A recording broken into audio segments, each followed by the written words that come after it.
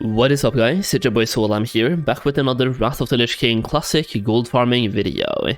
So today we're taking a look at Zul'Farrak in terms of gold farming and gold making in Wrath of the Lich King Classic, and I want to give you guys a full walkthrough of how I personally do this dungeon, talk a little bit about why you should do this dungeon, where the gold is coming from, as well as roughly how much gold you're getting from one run of doing Zul'Farrak. Now I'll tell you right now, this is a pretty good gold farm, and it is probably going to be a lot better than it looks like as well, and in my opinion it is the perfect farm. It is both the mix of steady gold, you're getting a lot of gold that you can sell super quickly, or like materials that you can sell super quickly on the auction house and get some instant return, and instant early gratification on that gold as well, and you're getting some, or you have a chance to get some high ticket items. Basically, you're getting steady gold per hour, as well as you have the chance of hitting that jackpot item, which is personally something that I'm looking for in my gold farms, because that really gives you that good feeling when you suddenly loot an item worth like 2, 3, 4 or even 5,000 gold in one loot.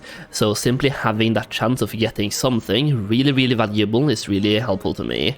Now personally, I'm doing Zul'Farrak on my warrior because I do have enchanting on my warrior, and I would recommend to get that steady gold per hour you would want to have enchanting, so do this on a character you have enchanting on. The actual character doesn't really matter too much, you can do this as a druid, mage, paladin, warrior, DK, you have a lot of options.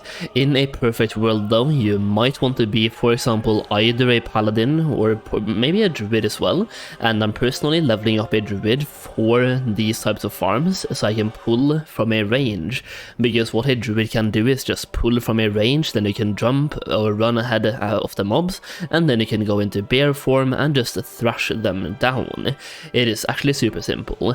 That being said, I'm doing this on my warrior, so let's talk about it from a warrior point of view. So usually I just run into as many mobs as possible before getting dismounted, then I run behind the closest corner to try to gather the mobs up into one big pile, and then I just AoE them down using simple AoE abilities, and that is the entire strategy of the farm itself.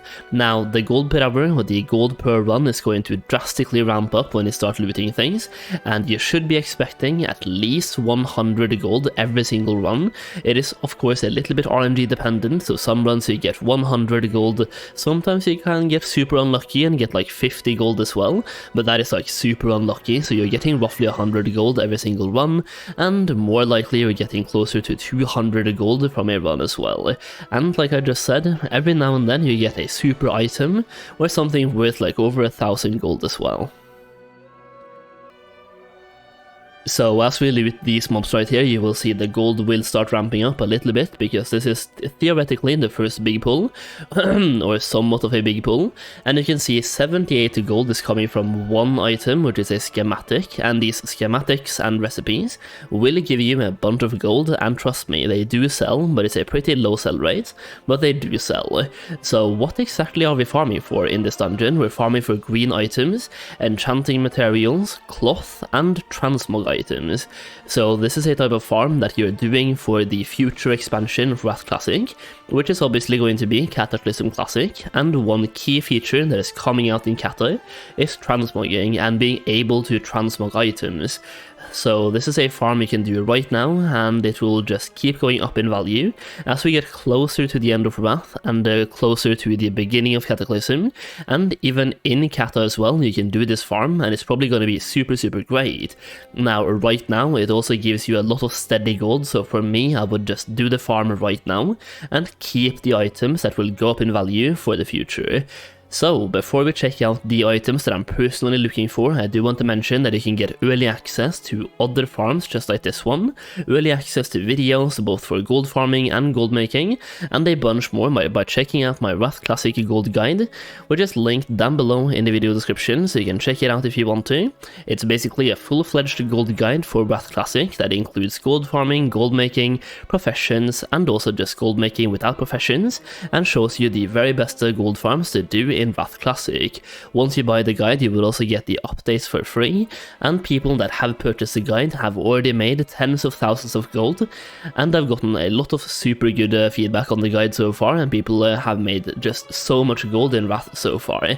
If you want to check it out, the link is down below. Once again, you're not just getting that guide, you're getting access to a private Discord server, early access to videos, and it's just a bunch of stuff in one purchase. So if you want to make more gold in WOTLK Classic, it's definitely worth considering. And with that being said, if you want to check it out, the link is down below. Now let's keep going here. So if you want to, you can just go to the part of the dungeon that I'm personally doing. So far that would have been a 4, almost 5 minute run. You can then open all of these graves, then you can run out. That is probably the easiest way to get the most bang for your buck inside this dungeon.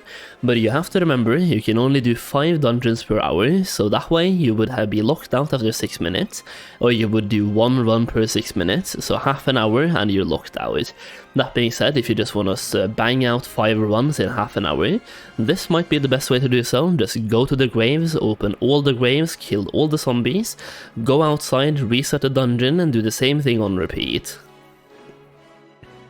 So right now, just open all of the graves right here, then heal the zombies. Make sure you double click the graves, because you can loot the cloth and regular items, like this one right here, the true shot bow. You can loot those from the graves. You don't even have to kill the zombies for the loot, just loot the graves, but kill the zombies afterwards. But simply looting the graves is a huge way to just get more gold while doing what you are already doing here. So once again, if you want to do this quick, short and simple, just go to the graveyard, open the graves, kill the zombies, and do that on repeat. Get locked out after half an hour, do something else, go AFK, come back, and do the same thing.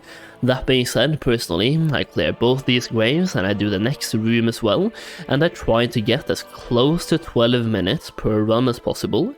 That way I can do exactly 5 runs per hour, and I can keep doing this on repeat. So when it comes to which items you're looking for here, there's a couple of main categories of items, and I've made a document for this, so here we go. First up, we have a couple of set pieces. First of all, we have the entire Bloodforge set. That entire set is, super great, but you want to maybe focus on, for example, the chest piece, the leg plates, the gauntlets, and the boot. The belt and the belt and the shoulders are a little bit less lucrative, but basically the entire set right there is worth keeping if it drops for you. You also want to be on the lookout for Jade leg plates, Tyrant's chest piece, Glorious leg plates, Glorious breastplates, and Tyrant's leg plates. These are super sought after when transmogrification becomes available in Cataclysm, so if you get any of these items on the screen right now, definitely keep them. For the future, don't even sell them right now, keep them until the end of Wrath or the beginning of Cata, when people start buying transmog. These ones are super rare and also sell for a heavy bunch. We also have some more, so we have some what I call almost super items from Zul'Farrak, but they can drop other places too, but they can also drop in Zul'Farrak. So here we go, we have the Skull Flame Shield. This one looks super cool, and if you get this one, it's already worth thousands of gold right now. So if you want to, you can sell this one right now for probably a hefty amount of gold, but if I was you, I would just keep it until Cata or the end of Wrath when people start preparing for transmog. You also have the Robes of Insight, you have the Venom Shroud Mask, and the Blood Woven Mask. These types of masks are selling for huge amounts of gold when transmogging becomes available, because of their coloring, and also there's not too many masks in the game itself. You have a white mask that is available through tailoring that sells for like 20 gold, the white woolen mask or something, that one is super cheap, but the other colors are a little bit more expensive, so these two right here, if you get them, keep them and sell them later. Robes of Insight and definitely Skull Flame Shield also on that list. So if you get any of these items from this picture or this one, keep them. Okay, so we're basically at the Hydromancer Velratha right now. We are going to be clearing out this entire room, and now let's talk about the last thing. why you want to bring enchanting, where the gold is coming from. So first of all, you can see right now we are 9 minutes in, and we have made 125 gold in looted item value, as well as 10 gold in currency looted, and this is not even counting white or grey items. So for example, cloth is not being counted here, which is also giving us quite a bit of gold, and also the grey items we can sell to the vendor is not being counted here. So we're getting a solid at least 20 gold extra just from selling those grey items to the vendor as well, giving us about 30 to almost 40 gold in raw gold every single run. So if you can do 5 runs per hour, that is 200 raw gold per hour, as well as a bunch of materials and also transmog items, and the chance of, for example, the Skull Flame Shield, which is selling for almost 4k right now. I think we can check that on the auction house in just a second, but you're also getting the blue items, for example, from the bosses. You can see right now in the loot appraiser window, they're being counted as 0 copper, but when I disenchant them, we're getting roughly 6 gold per blue item. So if we kill 4 bosses, which is what we have done so far, that is another 24 gold right there just from disenchanting blue items, which means right now we have gotten 140 gold plus 24, so 164 gold in one run so far.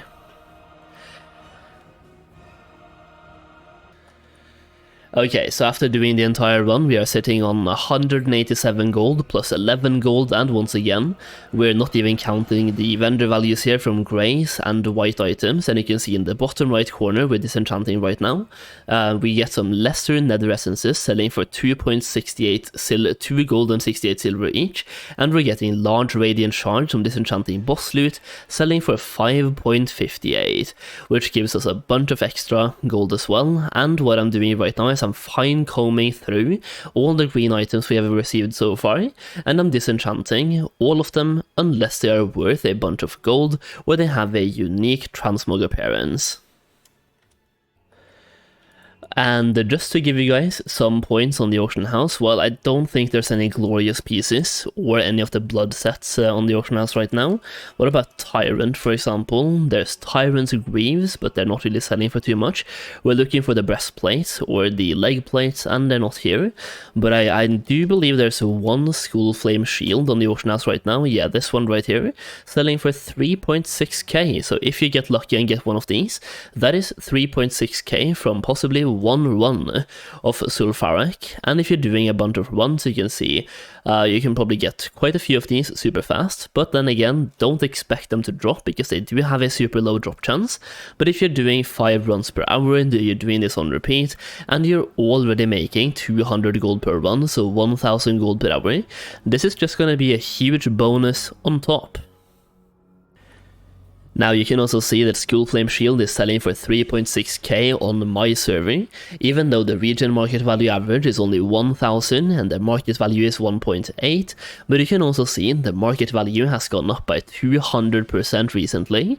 That means that this item right now is already going up in price, and we are currently in phase 2 of Wrath, so imagine what will happen in phase 3, phase 4 and phase 5, when people start gradually preparing more and more for transmogging and preparing for kata. This item right here could potentially skyrocket in price, and if you're farming this one preemptively, you can just keep them and sell them later down the line if they're not worth too much for you right now, or you can also buy them now and sell them later, even though that one is a little bit risky, but hey, high risk, high reward. And that is basically going to be it for the video today. Just a Zul'Farrak walkthrough, a super good way to farm some gold, especially if you're into risking a little bit and you're getting some RNG gold as well, and if you want to prepare yourself for a kata, or you want a farm you can do right now and throughout the entire expansion. Another good thing is that it's a dungeon, so open world, you don't have to worry about anyone else taking your mobs or taking your tags. You can farm at your own pace, chill out and just make some gold. I hope you enjoyed the video. If you did, please consider dropping a like down below and consider subscribing for more WOTLK Classic content. As always, thank you so much for watching, and I'll see you again very soon.